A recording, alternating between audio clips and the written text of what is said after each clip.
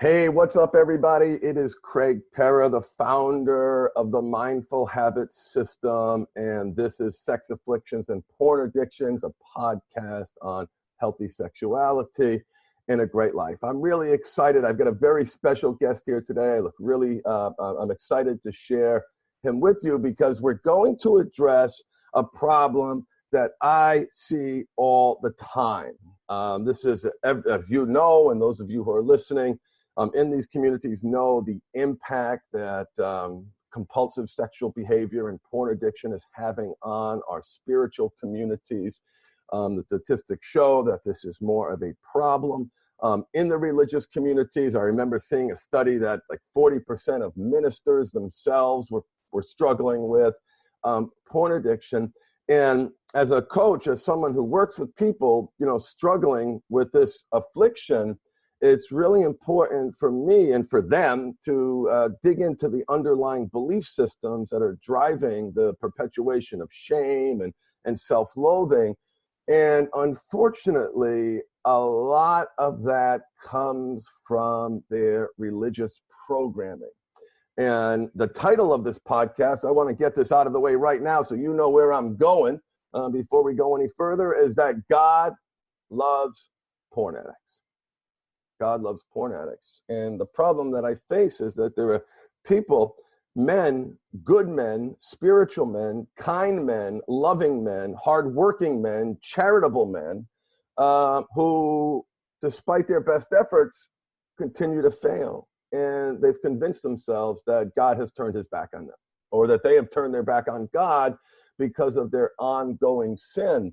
And when I hear things like that, I immediately go back to what I learned in CCD when I was a child. And I remember Jesus hanging around with the prostitutes, the lowest of the low. I remember him forgiving the man next to him on the cross when he was crucified at his death. And so my perspective is one of, God is a loving God, kind God.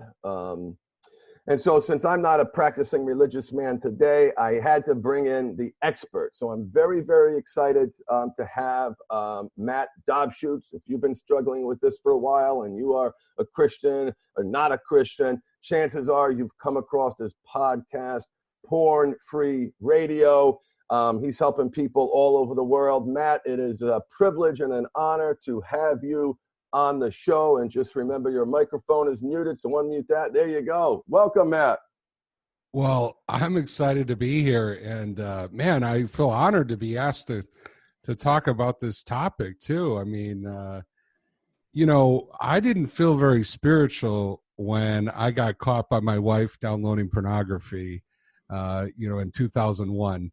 I was not sort of a Christian role model. I definitely was very lost. And so it's interesting over the years as I've gotten recovery and even had a basically a resurrection of my spiritual life. Sometimes people ask me spiritual questions, and I always kind of find it funny because I still think of myself as kind of that old guy. But I really I have learned a lot, and I have grown. So it's really an honor to speak about this. No, so glad you're here, Matt. Now you talked about your experience and this resurrection that you had, but before that, explain to me, what it felt like in this conflict from wanting to be a spiritual man and honor the word of God, and then having this other side that is, repeatedly sinking into this negative behavior, getting caught. Of course, you're lying about that too. What did it feel like from a spiritual perspective when you were in that low place? Well, you mentioned CCD, and I don't know if you remember the story of the prodigal son. I do. The prodigal son is born into a good home. He has a loving father, and they have a lot of means. There's a lot of gifts that he has been given just by the way he was born. And he, kind of in his selfishness, he, asked for his inheritance. And we all know the story. He asked for his inheritance. His father, who's caring and cares about him, gives it to him. And the son leaves. And the son goes into a foreign land. He spends all his money on prostitutes and drinking, all this stuff. And he wakes up one day and he's hungry. He doesn't have any food. And he's, I mean, this is a story Jesus told, a parable. And he says he finds himself, he's feeding pigs to kind of make ends meet. And he's actually, he's coveting, he's envying the pigs, what the pigs are eating. That's how hungry he is. But he doesn't know how to get out of this. He doesn't know how to get out of this situation. And so you ask what it was like for me. I was born in a Christian home. I had loving parents. They modeled healthy sexuality and love for one another. Yet I got hooked by porn. And, maybe I was a small child. I don't think I chose it, but I came across it and I was drawn to it. And the more I pursued it, the more lost I felt. And I honestly didn't know how to ask for help. I was just like that prodigal son living in a foreign land, cut off from the father, from my own parents, and cut off from God the Father too. And so, but the way that story ends is the son gets this notion, this inkling that if he goes back to his father's house, maybe he could be a servant, not a son, but like just a servant, just like, the whatever, because he realized the servants are treated better in his house than he's living now. And so he goes back, he goes back and he actually prepares this speech, to his dad. He's going to go, Dad, I'm not worthy. I took my inheritance. I'm not worthy to be your son. Make me a servant. He kind of prepares this thing. And as he's coming back, his dad sees him on the horizon. And he runs to him in kind of an undignified way. He's running and he embraces him. And he gives him a robe. He gives him a ring. He gives him sandals. He basically is restoring his position as a son. And he throws this party and he says, my son who was lost has now been found. And he lavishes his father's love on this son who doesn't deserve it. He took his inheritance. He skipped out on the family and wasn't acting like a son, but the father restored his sonship. And so for me, it wasn't quite like that. I didn't know how to get back. I had this notion that maybe God would forgive me, or maybe I could, restore what was lost, but I didn't know how to get back. But what happened in God's mercy for me was that my wife caught me downloading pornography one night. And she was a really strong Christian, faithful woman. And one of the first things she said to me as I started explaining all the things I had done and all the hidden parts of my life that she didn't even know about. And she said, this isn't about me, but you need some help. You need to go get some help. And I found a church group that met in downtown Chicago. And it was led by an Episcopal priest who had come out of his own journey with sexual brokenness and sexual sin. And I signed up for this group. And as I started going to the group, I started feeling like that prodigal son. I felt like the love of the Father started coming in to the places where I felt unlovable, where I felt like I had disqualified myself, where I felt like I was no longer a son, and that Father's love started coming close. And so what was interesting is, you and I, we teach, we coach guys and we help them with tools and plans and stuff like that. I didn't have a plan at first. I didn't have a strategy. I didn't have any mindful habits. What happened to me was I started experiencing the Father's love in a place where I felt completely disqualified, completely incompetent. And from that love that I experienced, that's when I started being able to follow the path towards healing and restoration. It was God's love that came first that unlocked that ability for me to start to make changes in my environment, to start embracing habits, to actually start treating myself with dignity, acting like a son, not like a servant. So here's a question for you. Yeah. And thank you for sharing that vulnerability. What do you say? Let me back up a second. You know that a lot of clients come to us with the fire and brimstone. And sometimes I wonder, what book they're reading, because that's not the, forgiving, kind, grace centered Jesus that I remember reading about in CCD. And I got some of that fire and brimstone, make no mistake about it, but it wasn't nearly as deeply entrenched. What do you say to the guy, Matt, who, okay, smarty pants, because I and listen, I know this person is going to be listening, and I'm so glad because I love him and adore him, and such a great man.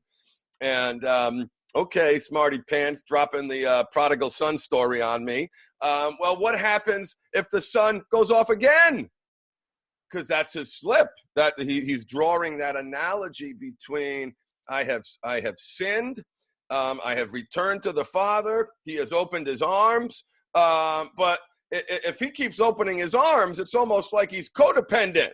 Keep taking me back like a battered wife, and that's certainly not the God that I know. So, what do you say to a client when they respond with that with that twist on the story where, okay, what happens next, smart guy, when the son decides to leave again?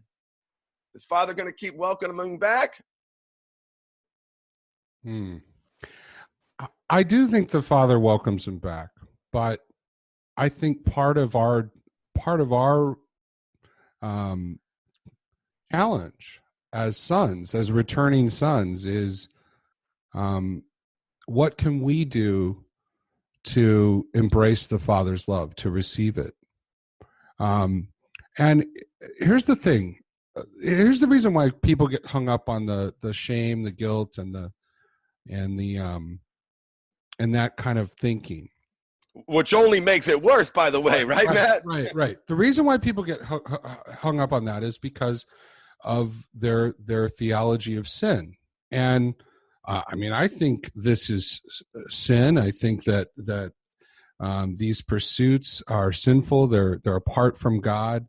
But the problem is they focus on the sin, but they don't realize that God's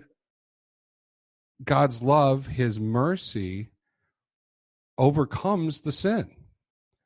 And that's that you mentioned the word grace earlier. That's what grace is. Grace is what we didn't deserve. Grace is like the Father's response to the returning son. He restores his sonship. Son doesn't deserve that. But the grace comes first. And it says in the scripture, where sin abounds, grace abounds all the more. So here's the interesting thing that I think guys get hung up on.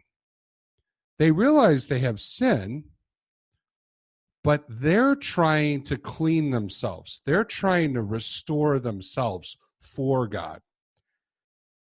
They're trying to, they're like that son coming back from the foreign land, and he's trying to clean his face off and look good again, good enough.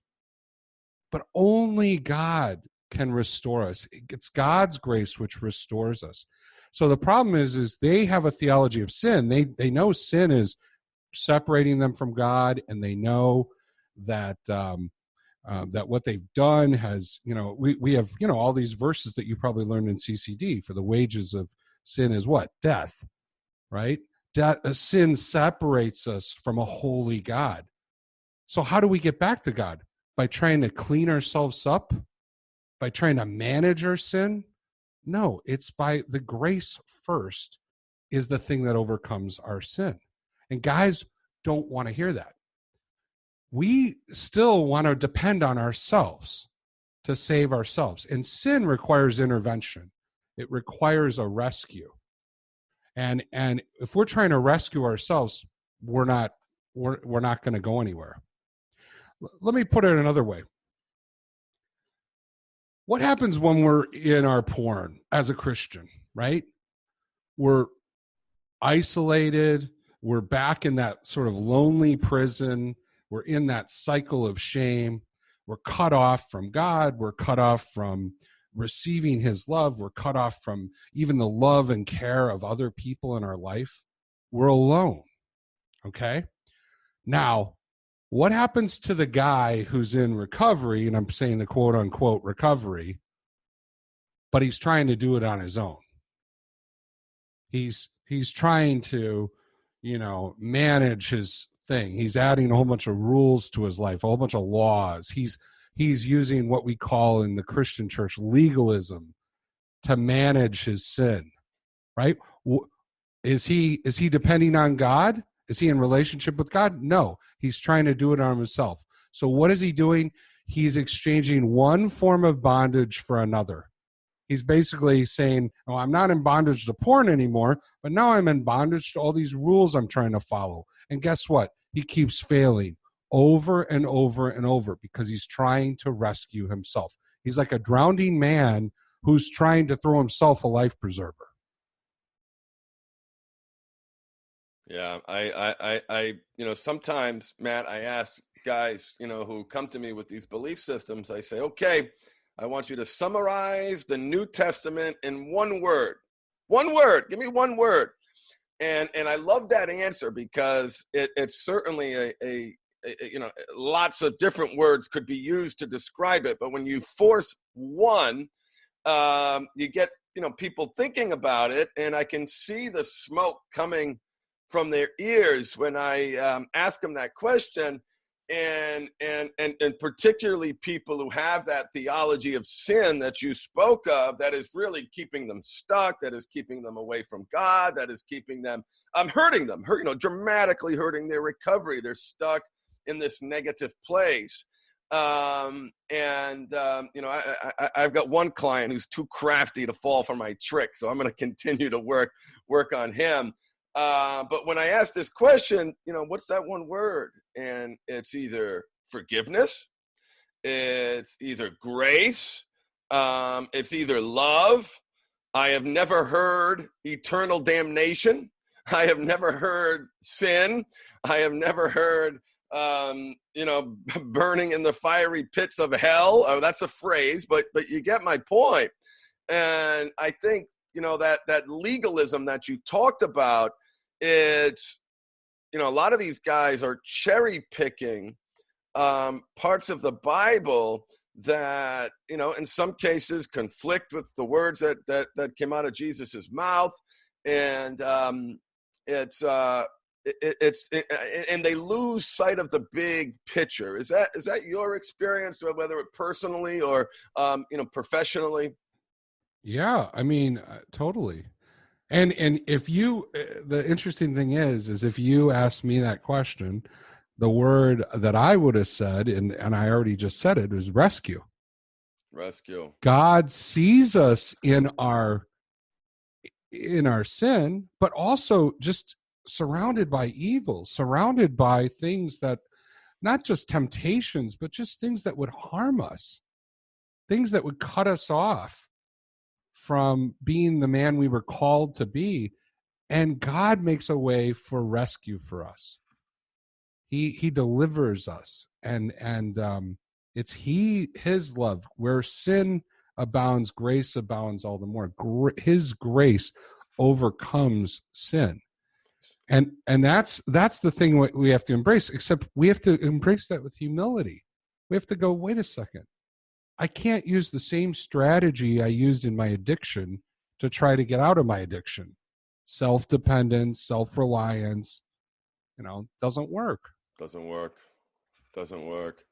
So, Christmas time, a lot of people are reflecting on what they want for 2019, and this is a crazy time of year for us, particularly with the New Year's coming around. I think the holidays also create. I know the holidays create a significant amount of stress. It seems like there's more ruptures in relationships during the holidays. But for the man who is Christian man who is looking to, develop a new relationship with God and wants to, step away from this. See, the problem is that this cycle of, God's turned his back on me, it doesn't produce better results. It magnifies the shame. It makes things worse. What do you want to say to these guys as they go into the new year and are reflecting on their spirituality and sin, or looking to, take it to the next level and proactively, manage this aspect of their desire? What do you want to say to these guys, Matt? Well, the first thing I think of that has been really meaningful for me was, it used to be the way I saw this struggle when I was alone is, this is the thing that's keeping me from God. This is the thing that's cutting me off. I'm alone. I'm stuck. The way I think about it now, after on this side of recovery, is this is the thing that God used to restore my spiritual life in full. Like, God used this aspect of myself, my weakness, my getting absorbed in this thing, my wanting to try to meet my pain and my needs and my wounds through porn. That part of myself that was broken and hurting, he used porn and the porn recovery to actually restore that. And so the first thing I'd say is, if you're a believer out there, if you're struggling, start looking at this challenge with porn as not the thing that's cutting you off, but the thing that's prompting you to go to God, to return to your Father's house. The thing that makes you wake up and go, I need God more than I realize. I need his grace to overcome and rescue me out of this. There was a verse I taught on a couple of weeks ago. I got asked, again, it's crazy when I get asked to speak on this, because I'm a lay person. I'm not a pastor. I'm not a priest, or, I just have this story of being restored from this struggle. But people ascribe spiritual authority from that because it's God. God did that. And so they see that through me. So I got a chance to speak to a Spanish congregation in my church, and I had to use a translator and everything. Cool. But I taught on this one verse, and I'll read it real quick for you. For all of you are led by the Spirit of God, are sons of God. For you did not receive the spirit of slavery to fall back into fear, but you've received the spirit of adoption as sons, by whom we cry, Abba, Father. The Spirit himself bears witness that we are children of God.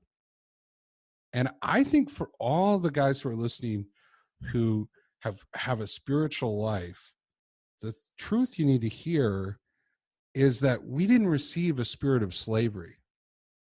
This call to restoration, this call to recovery, this journey that we're on, this isn't back into some sort of slavery. We're leaving fear. We're leaving the bondage, and we're starting to receive that spirit of adoption that God has for us. He's restoring that sonship in us. And he's also giving us access to cry out to him, it says to cry out, Abba, Father. That's like that's like daddy. That's like that small child who's learning to trust his dad again, to learning to call out, learning that God's going to answer us when we call out for him. It's a new relationship that we're pursuing. I love how you framed it as a gift, and I think that's very, very, very important for you guys listening, and for you partners listening who want to make it work. The reality is that the lens that you have, and the meaning that you attach to this experience is going to have a massive impact on whether or not you're successful or whether or not you fail. And I love, although I get resistance when I say this to some people, but you're going to find the gift in this crisis. As Matt just said, the gift is bringing you closer to God. God is using this experience to bring you closer to God. If you're not religious, you're going to use this gift where you've lost your agency and control to get it back, to understand why you do what you do, to learn how to meet your needs in a healthy, constructive way. Matt, I want to thank you so much for joining us here today. I'm definitely going to have you back on my podcast. It's truly a privilege. Tell people how they can get in touch with you, how they can find you, your podcast, your coaching. I'd like you to share that, please. Sure. Well, I mean, the podcast listeners definitely, whatever podcast player you're in, whether it's Spotify, iTunes, Stitcher, Podhub. I don't even know all the names of them now, but just search porn. No, search Porn Free Radio. Be careful. Be careful. I usually show up. So do you. Yeah. We both show up with the porn searches. But yeah, look for Porn Free Radio. Hit subscribe on that. And listen to some recent episodes, and then, go back and listen to the beginning. There's plenty of episodes with Craig, maybe 5 times Craig's been on. One of my most downloaded episodes, episode 17, Craig talks about, is it ogling women or oogling women? How to overcome that. Yeah. How to overcome that. And he shares an incredible tool in that episode, which people still tell me about. And he's on many, but there's lots of different episodes. There's practical episodes. There's episodes about our mindset. There's some spiritual episodes. We do a little of everything over there. So Porn Free Radio.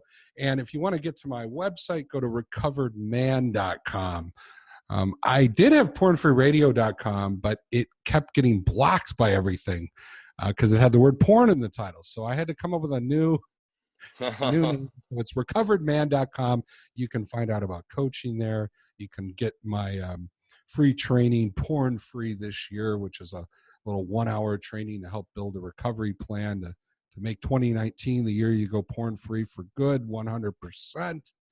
And I'm talking like you now. I think it's just you're rubbing off on me. Good. Well, listen, it's important to let people know what you do. And for the people who are listening, right, and you're thinking, well, wait a minute, I really connect with this Matt guy. I understand him. I really resonated with me when he said this. Then that's your guy, right? Because one of the things that I tell people, and everybody who I talk to on the phone who's interested in working with me, I tell them straight out that not every program is for everybody. The key is finding that connection. And studies tell us that connection that you have between your counselor, your therapist, your psychologist, your coach, and the material that they teach, the approach that they take, can impact efficacy up to 30%. So if you're connecting with Matt, get over there onto his podcast and check him out, subscribe to his podcast. And if you need help, make sure you check in with him. And for those of you who connect with me, you can find me at themindfulhabit.com. And you can check out my most popular option, my group coaching program, if you're looking to make some serious change in the new year. And, when you're ready, you got to want it and you got to work. So there's no question about that. Thank you again, Matt, for joining us. Look forward to having you back on the podcast again. Thank you so much for all you do. Just was so blessed by your vulnerability and openness and sharing and the awesome things that you teach. So thank you again. All right, everybody. We're going to stop. So anyway, stay tuned. Subscribe to this podcast. I'll be doing this approximately once a week, sometimes even more than that. But really looking forward to helping you create healthy sexuality and a great life. This is about building something, running towards something, not running away from it. And look forward to be part of your journey. And we'll have Matt back on again. Embrace your power of choice and remember to feed the right wolf inside you.